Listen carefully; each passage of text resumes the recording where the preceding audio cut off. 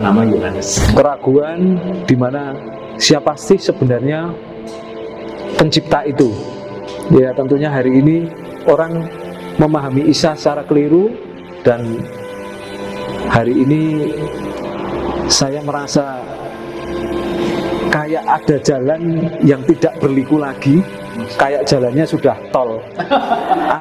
Ya Hadi, ya Bashir, ya Tabibi, Nabi Allah, khairul khalqi jami'an, lahu a'la manasibi wal marati, salatullahi subhanallah. Bismillahirrahmanirrahim. Assalamualaikum warahmatullahi ta'ala wabarakatuh. Kaum muslimin yang dirahmati Allah, semoga Allah senantiasa curahkan segala rahmat, segala nikmat yang berkepanjangan dan tiada berhujung dari dunia hingga akhirat, insyaallah. Dan Allah pun kumpulkan kita para kaum muslimin di bawah naungan aras Allah beserta para nabi, beserta para orang-orang yang Allah kasihi, Allah sayangi, Allah cinta, insyaallah, di bawah naungan aras Allah kelak di mana tiada naungan selain daripada naungannya, insyaallah.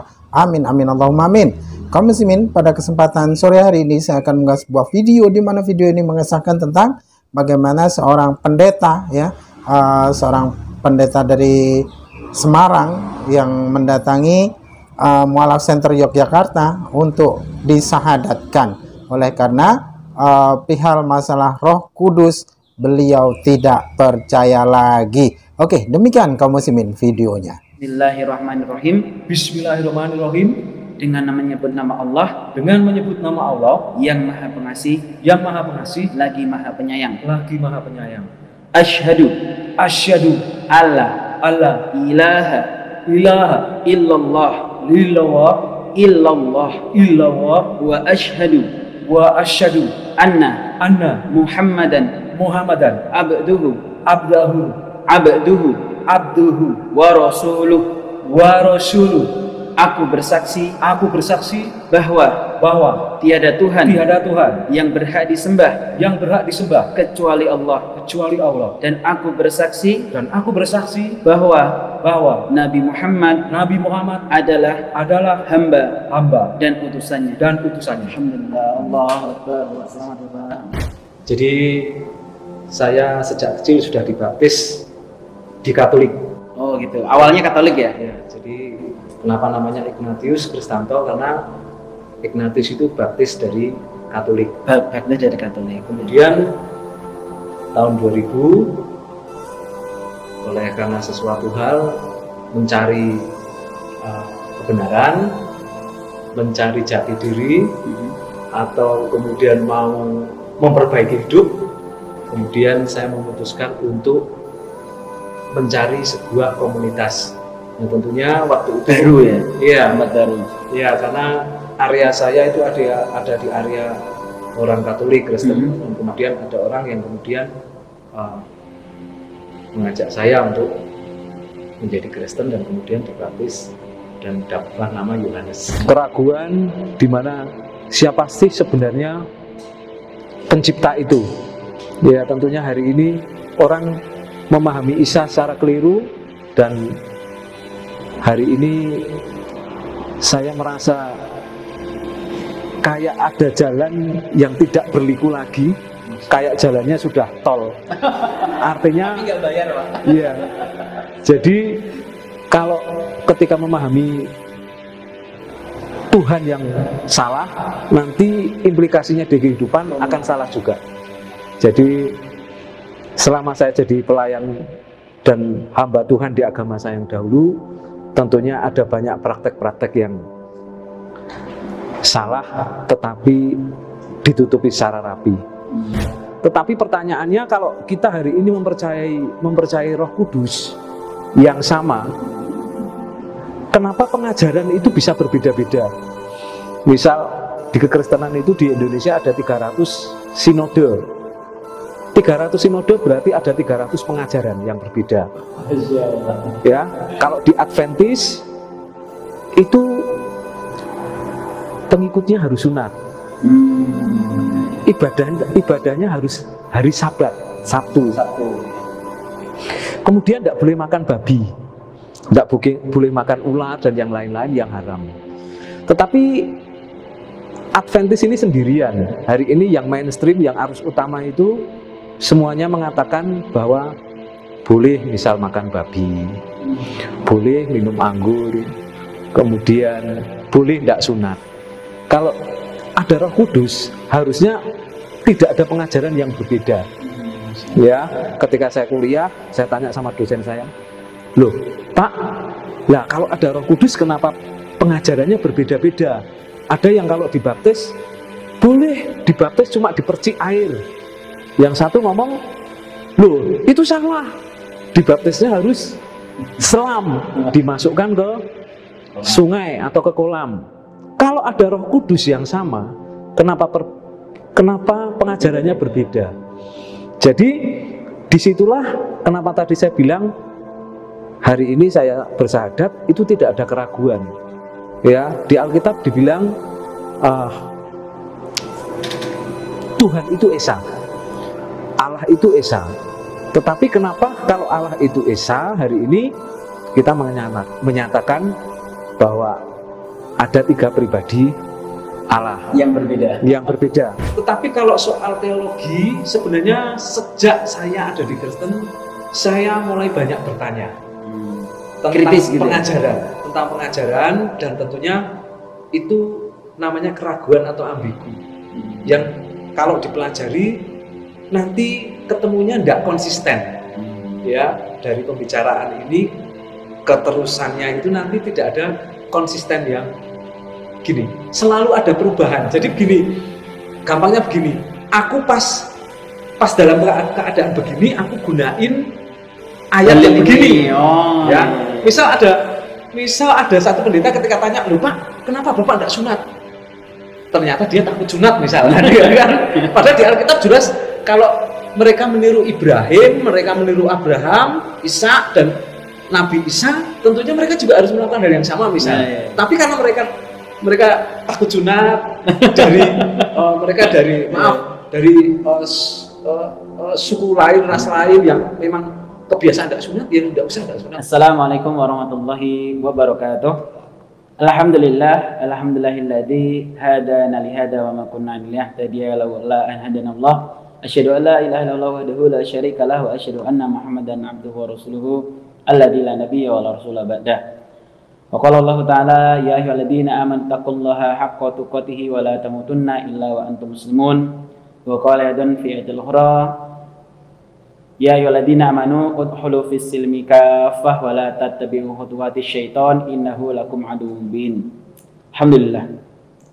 Teman-teman yang dirahmati Allah, sobat mualaf, sobat hijrah yang dimuliakan oleh Allah Subhanahu wa taala dimanapun Anda berada. Alhamdulillah pada sore hari ini Mualaf Center Yogyakarta kedatangan seorang tamu yang luar biasa, yang alhamdulillah beliau ini spesial karena datang ke sini sendiri, seorang diri dari Semarang, dan Masya Allah datang ke sini untuk menyatakan kesetiaannya kepada Allah, kepada Tuhan semesta alam, dan insya Allah beliau telah memilih jalan ini sebagai jalan pengganti dosa-dosa beliau dalam waktu-waktu yang lalu, dan insya Allah beliau yang biasa disebut Pak Yu atau Pak Kristanto ya, dari Semarang, beliau ini datang ke Yogyakarta untuk mengikrarkan 2 kalimat syahadat, dan beliau ini seperti kita ketahui nanti akan beliau ceritakan sendiri adalah salah satu aktivis gereja. Nanti tepatnya seperti apa akan kita tanyakan ya. Dan Masya Allah beliau datang ke sini berdialog sebentar dengan tim dakwah Mualaf Center Yogyakarta, dan alhamdulillah beliau telah siap dan sanggup untuk menyatakan 2 kalimat syahadat, dan insya Allah lika-liku dakwah beliau di agama sebelumnya beliau akan mungkin ungkap ceritakan, karena beliau telah bersemangat tadi untuk kemudian menyampaikan perubahan resolusinya di awal tahun ini, dan insya Allah langsung saja kita akan memperkenalkan beliau, dan insya Allah akan langsung beliau bacakan sendiri. Selamat sore Pak.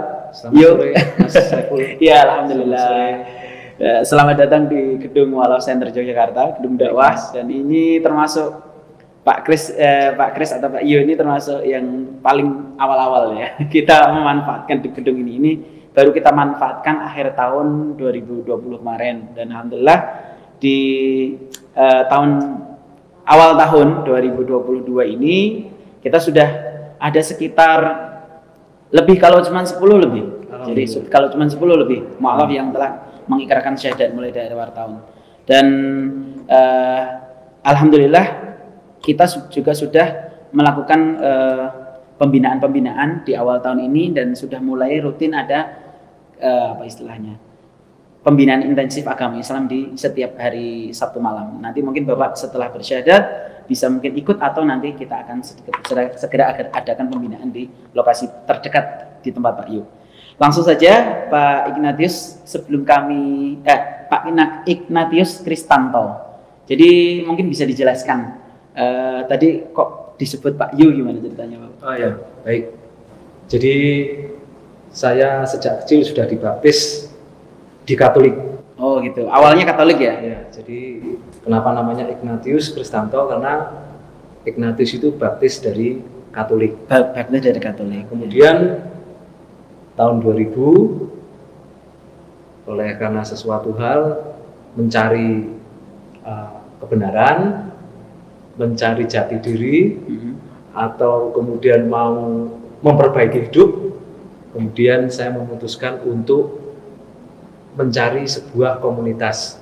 Nah, tentunya waktu itu baru ya? Iya, baru. Iya, karena area saya itu ada di area orang Katolik Kristen, dan kemudian ada orang yang kemudian mengajak saya untuk menjadi Kristen dan kemudian dibaptis dan dapatlah nama Yohanes. Oh, jadi Yo tadi dari kata Yohanes. Oke, Masya Allah. Langsung saja, karena beliau sudah yakin ya, sebelum kita masuk ke pensyahadatan, apakah Bapak ini ada paksaan dalam pensyahadatan kali ini untuk dalam memilih Islam? Iya. Saya dengan penuh kesadaran dan sama sekali tidak ada yang memaksa. Oke. Seperti hari ini saya datang sendiri. Masya Allah. Dan saya agak marah sama Mas Amru. Harusnya dia yang ngajak saya ke sini, tapi kok enggak ngajak.